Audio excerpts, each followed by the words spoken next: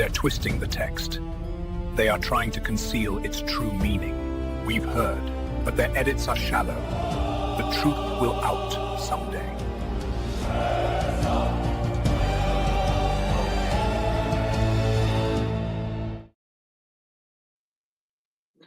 Peace of the Lord to all of you. Welcome to the show. So, intercession in Islam. You've probably read the Quran and walked away thinking that there is no intercession in Islam because that's what the Quran says. And if you, like me, have listened to Christian apologists, you would have heard that in Islam, the Quran intercedes on the Day of Judgment and also the Black Stone intercedes on the Day of Judgment. But what if I told you that the Sunnah very clearly says that Muhammad intercedes on the Day of Judgment? Also, if we look at the Quran, it will say at the same time that there is no intercession on the Day of Judgment, also that someone will intercede on the Day of Judgment, and also that Allah Himself intercedes on the Day of Judgment. If you are confused, then stick around and let's explore this fascinating topic. If it is the first time on the channel, make sure that you subscribe and you give us a like so that this reaches more people. Let's start exploring. So, intercession. There are many hadiths that talk about intercession. The ones about the Quran interceding and also the Black Stone, they are very well discussed, particularly by Christian apologists. So we're not going to cover those today because they are very common knowledge. So just a couple of different ones. This one in here, which is very interesting, it says that the messenger, God's messenger, said, fasting and the Quran intercede for a man. Fasting, somehow, fasting now is a persona. That's weird. Fasting says, "Oh my Lord, I have kept him away from his food and his passions by day, so accept my intercession for him." And the Quran says, "I have kept him away from sleep at night, so accept my intercession for him." Then their intercession is accepted. I believe that the word intercession is the same one that appears in the Quran many times, which we're going to see in a minute. Before we get to that, think about this for a moment. Why would the Quran or fasting, for some reason, have to intercede? Surely Allah would know everything. And if somebody has been memorizing the Quran or doing righteous deeds or whatever it is, there is no intercession. That would be part of the judgment, which Allah would actually know. So it is very weird that these elements would appear and then say, "Hey, trust me, bro." Very weird. But then we have other narrations. There are actually quite a few of these, and this was a bit shocking to me. It might be to some of you. I didn't know that Muhammad was meant to intercede on the Day of Judgment. I stopped reading hadiths a long time ago, and I had never heard Christian apologists discuss this with Muslims. It was never brought up in any of the sessions I have actually watched. So there is a lot of this. If you go to sunnah.com and type in intercession, you will see this is just one example. I'll read it for you. Narrated Abu Huraira. I said, obviously, Abu Huraira, "O Allah's Messenger, who will be the luckiest person who will gain your intercession on the day of resurrection?" The Prophet said, "O Abu Huraira, I have thought that none will ask me about this hadith before you, as I know you longing for the learning of hadiths. The luckiest person who will have my intercession on the day of resurrection will be the one who said, 'None has the right to be worshipped but Allah,' sincerely from the bottom of his heart." So this is unusual. Now we have Muhammad, for some reason, interceding, and at least as far as I knew, it's not a thing that is being discussed all that often. So let's see what we find by going to the Quran. Just a little word in here. So the meaning of intercession, right, is the action of intervening on behalf of another. So picture this as there is Allah at one end, you are supposed to be at the other end, and that one gets in the middle. Someone gets in there and speaks for you. It certainly means Allah is at the other end. is the one who is actually going to be doing the judging, and someone intervenes. This is going to be important because in a moment we're going to see that somehow Allah actually intervenes himself. He's doing the intercession thing. Very interesting. So these are the words that appear in the Quran. I'm going to show all of them and just leave them on a screen for a minute for anyone who wants to have a look at them. But you can also go to Corpus Quran and have a look at any of them, see the concordance, and you will see all of the entries. There may be other words in the Quran that mean intercession to a degree, and I have ignored those verses. I haven't actually even looked for them. I'm actually looking at the ones that actually mention the word intercession as we know it and as we would understand it. So as you can see, this appears quite a bit, and a few more. And okay, so these are three verses that I'm not going to discuss. So just very briefly, because they are just very unusual. They stick out like a sore thumb. They don't seem to be talking about intercession in the heavens with Allah involved. So we have the first one here. Whoever intercedes for a good cause will have a reward, and whoever intercedes for an evil cause will have a burden. This actually sounds like in the real world, like if you actually get involved in a dispute and you do it in the right way or the bad way, you will have something. This has nothing to do with the heavens, with the day of judgment. Another of the words that appears that is supposed to be the same root is actually this verse, which it seems to mean something entirely different as it is translated as and the even and the odd. So we ignore that one entirely. And then the last one here, and those they invoke beside him do not possess intercession, but only those who testify to the truth and they know. Okay, so the reason I'm ignoring that one is because of this weird sentence of those do not possess intercession.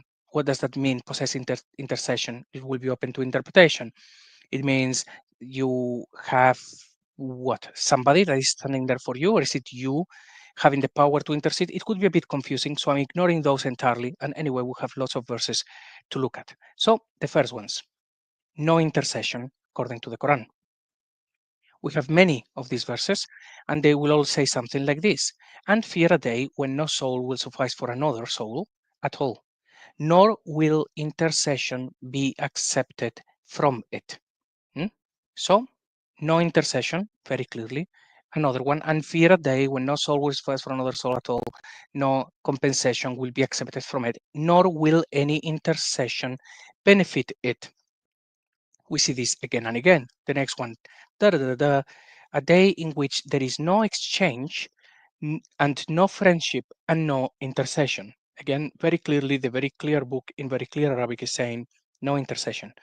Another one, so there will not benefit them the intercession of intercessors. Okay, no intercession. Got it. Next. So now we have no intercessors. Great. Next one. Some of their intercession will not avail me at all. Great. And there will not be for them among their partners any intercessors. Still very clear. Also, there will not be a devoted friend and no intercessor obeyed. So far, no intercession according to the very clear book. And we continue in Surah 10:18 already. And they are not in order, by the way. So I have actually put this together based on the theme. So you will see. There are these are our intercessors with Allah, and then they're making fun of. This is of people saying someone will intercede, and the book is making fun of them. So the meaning of that is basically no intercession, no intercession, even though people are saying that there will be. Same with the next one. So are there any intercessors to intercede for us? So a rhetorical question, and the answer is meant to be no. No one will intercede for you, as we have seen in all of the previous verses.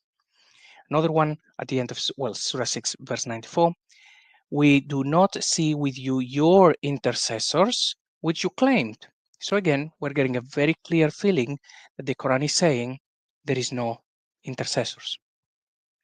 And now things get very, very awkward indeed, because the Quran has now changed from no intercession to there is intercession. but by Allah's permission. So think about it. We've seen all of these verses that say there is no intercession. That's kind of like the end of the story. And now we have quite a few that say things like this. Who is it that can intercede with him except by his permission?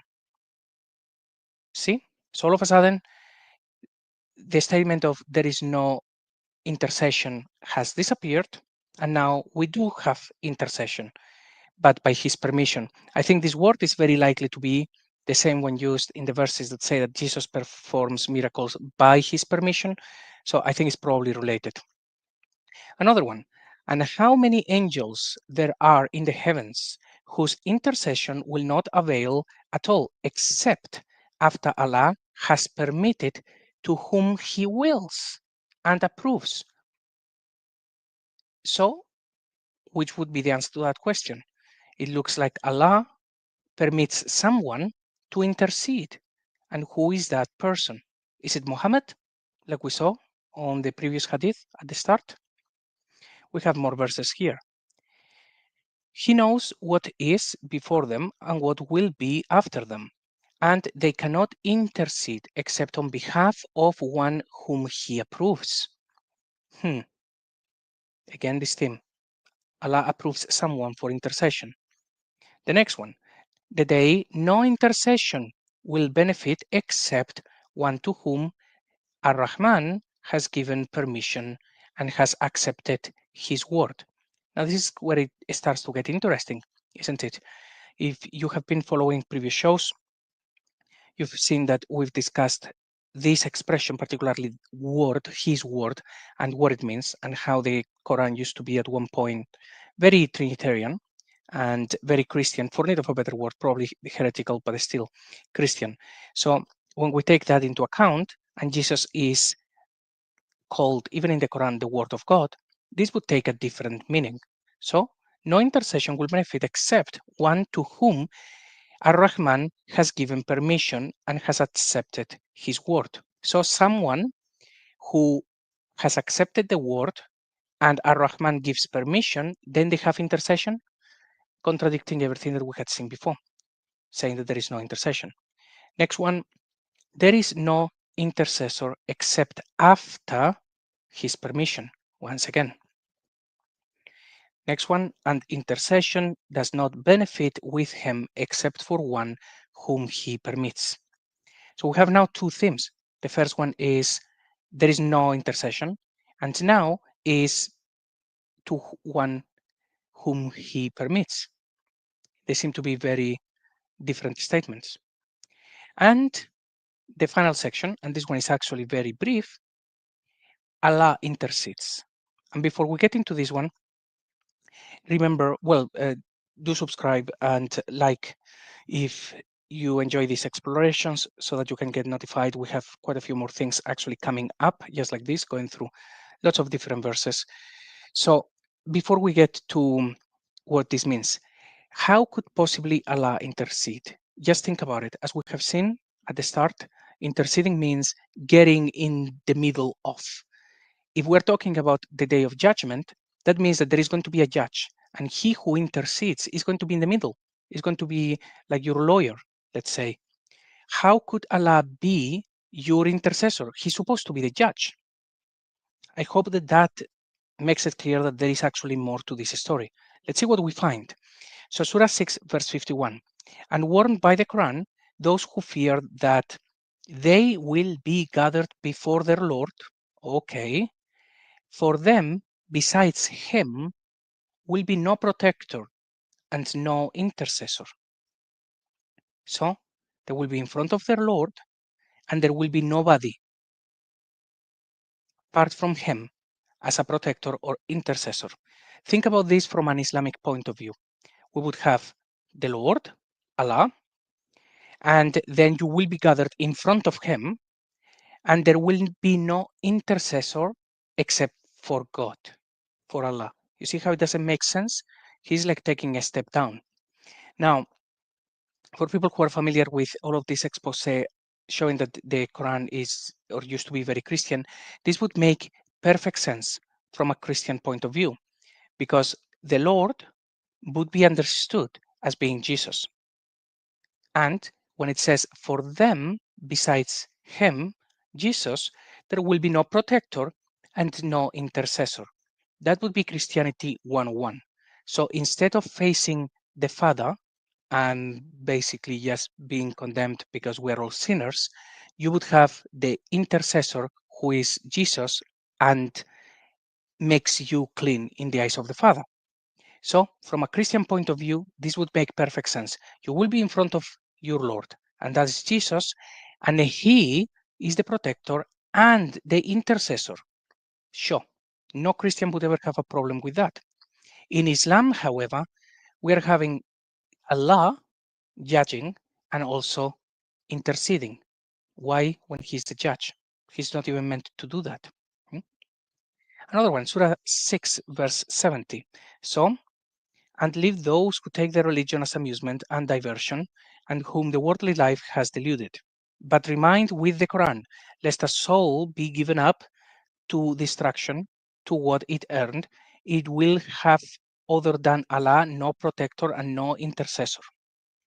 So, in here now is Allah who will be the protector and the intercessor.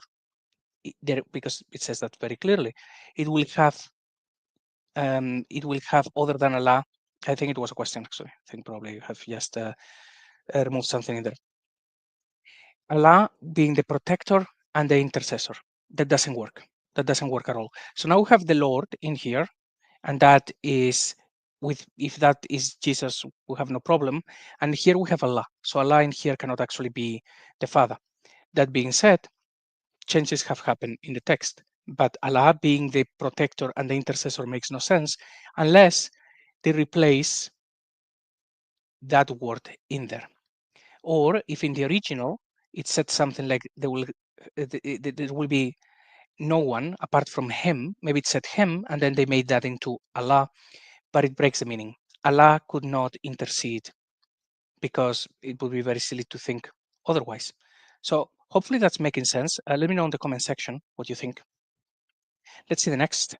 And I think actually this is the last selection because there aren't that many verses that talk in this manner. So it is Allah who created the heavens and the earth. Okay, and whatever is between them in 6 days. Then he established himself over the throne. You have not besides him any protector or any intercessor. So will you not be reminded? Now, this one, because of how it is phrased, in the Arabic might be different, it certainly a different meaning can be, say, shoehorned into this. It could say that because he creates all of that, then besides him, apart from him, no one is going to help you. Basically, you're going to be standing in front of him, except that the word besides him, any protector or intercessor, it does suggest that he is the protector and the intercessor. I would not have a problem with the word protector. It says, okay, fine, God will protect you. I mean, he will forgive your sins and then you go to Jannah. But intercessor, no, that is a big problem. Allah would not be able to do that. Not in Islam, at least. So, next. Or have they taken other than Allah as intercessors? This one is implying as well very heavily that Allah intercedes. That cannot be. It's possible that in the Arabic it says he or something. I should have actually pulled up the Arabic as well. My bad. But taking the exegeted verse, this is what it would mean. That's why they have it in the translation. Allah cannot intercede. And the next, none will have intercession except he who had taken from the most merciful covenant. Now, that's as well very interesting for a number of reasons. First, this is Surah 19, that is Surah Miriam. That Surah is the one that says in verse 33 that Jesus would die and resurrect, which then it is confirmed in Surah 517 that he died. So when it is talking in this very important Surah about taking a covenant with the Most High, with Ar-Rahman, the most merciful, that would have a very direct meaning to do with Christianity. That verse is supposed to be all about Jesus. It's called Miriam. So the covenant would still be all about Jesus, and those have intercession. So think about this for a minute. None will have intercession except he who had taken a new covenant. Right? What would be the new covenant? Well, the new covenant, which is about Jesus.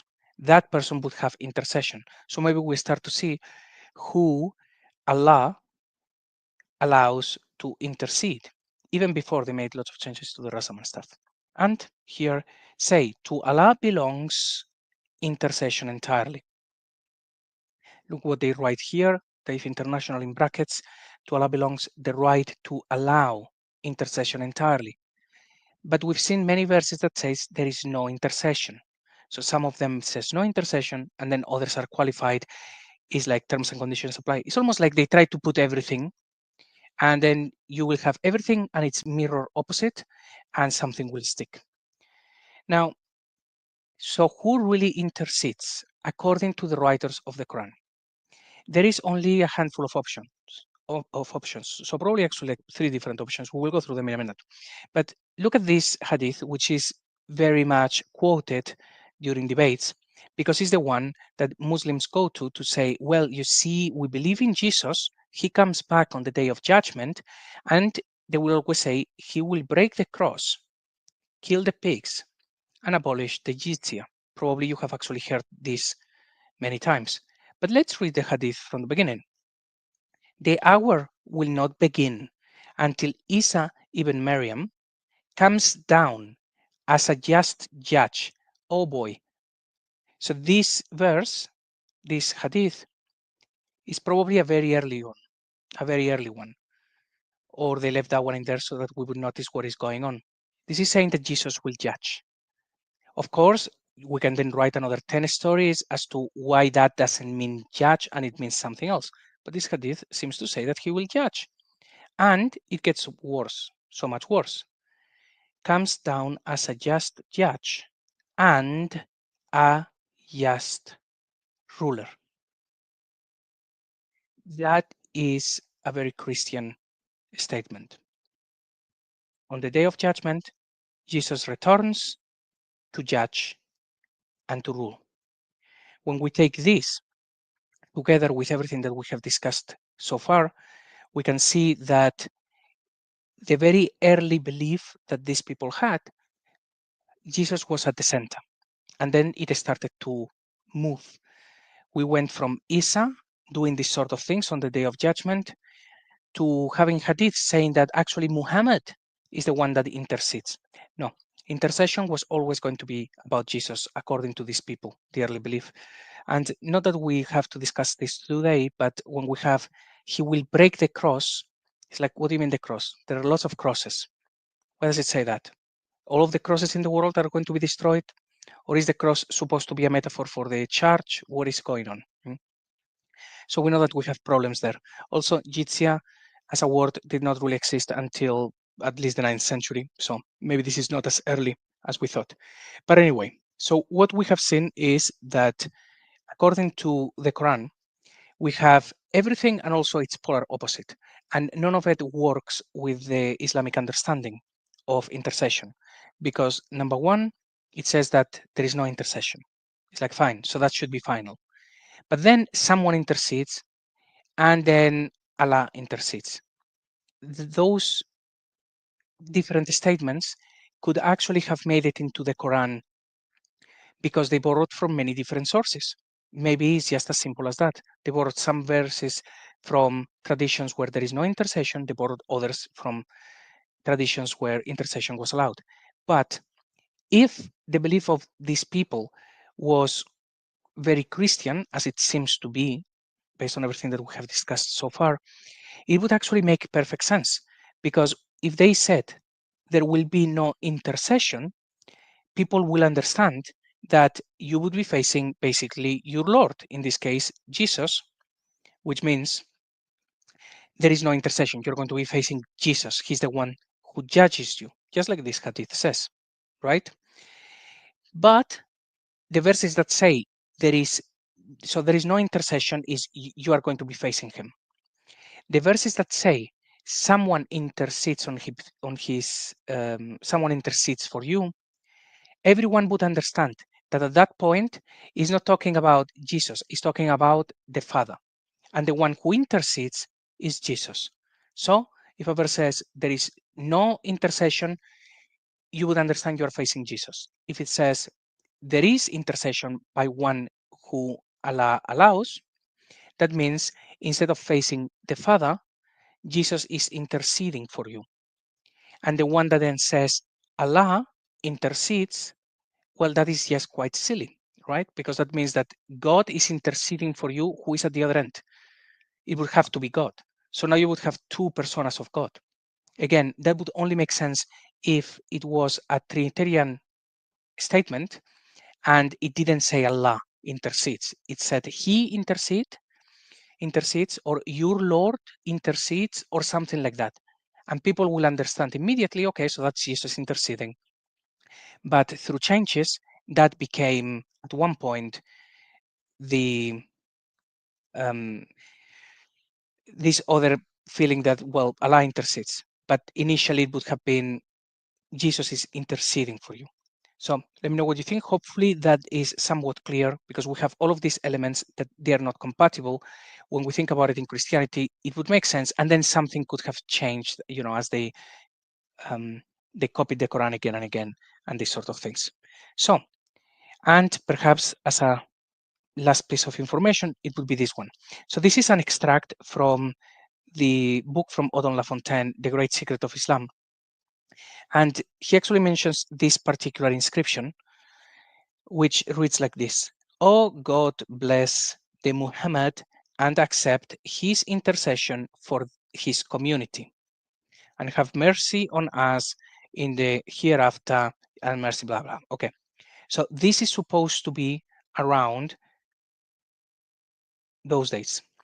So it is actually during the time of Abdul Malik, let's say. Now, the way that I would interpret this, in light of what we have discussed today, is that these people are not asking the Muhammad of the standard Islamic narrative to intercede. That happens later. The hadiths are written later. Also, they are not asking, say, a ruler who has just taken on the name Muhammad. Maybe Abdul Malik says, okay, call me Muhammad as well. And they use this as a title, or anything of the sort. I think it was as simple as, by the time that we were at the end of the 7th century, so during the time of Abdul Malik, people would still associate this name, Muhammad, Mahmoud, I don't care, I'm not doing that argument. So, but this word to have been still about Jesus, asking him to intercede. Can you imagine if you go and you say to any Muslim, hey, why did people ask Muhammad to intercede? Why would he even do that? He's supposed to be a man. So the way that I interpret this is, the Quran was first written, and it said no intercession by someone, and God intercedes, and there is no problem. We are dealing with the Trinity, one intercedes for the other, and Jesus is the one in front of you when there is no intercession, but he's the one that intercedes when you're facing the Father. And at this point in time, they write this inscription, still meaning, please, Jesus, intercede for us. I think that would be the obvious way to actually interpret this inscription, but let me know. And that's it for today. It was a very short show just to show you all that there is a problem with intercession that is being used in many different ways, or rather, it's been ignored. Some of these hadiths, which is unusual because Christian apologists are very good at pulling up some hadiths that make things look very weird, like the fasting. I've never heard that there was a hadith saying that fasting intercedes for you. That is well odd. And when we look at the Quran, we seem to have the contradiction as to who intercedes for you and who doesn't. And it's only when you go to the tafsir that explain the very clear book in very clear Arabic, and they just tell you, don't worry about it, and tell the Shahada, and that's that. So anyway, I hope you found this interesting. Let me know in the comment section below if you have actually found other verses that I have left out of this presentation where they actually show very clearly one way or another, or any other thoughts that you have on this matter. So I hope that you have enjoyed this show. Hopefully we will see you all soon. Have a lovely weekend and God bless you all. Bye bye now. There is only one Quran, right? Every Quran in the world is the same. That's what you've been told. You have been told a lie!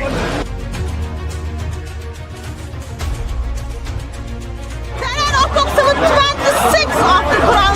26 different Qurans! There are 0 Dawa guys apparently left on the planet who are willing to defend Muhammad in a debate. Everybody can go and read it. This is a book full of mistakes in Arabic, in the grammar, in the spelling, in the pronunciation. Whoever wrote the Quran made an error because they didn't quite understand what was written in the 7th century in the Torah and the Injil. Stay away from these translations. They are propaganda. We know that stories about Muhammad were made up on an industrial scale. What in the world is this Injil?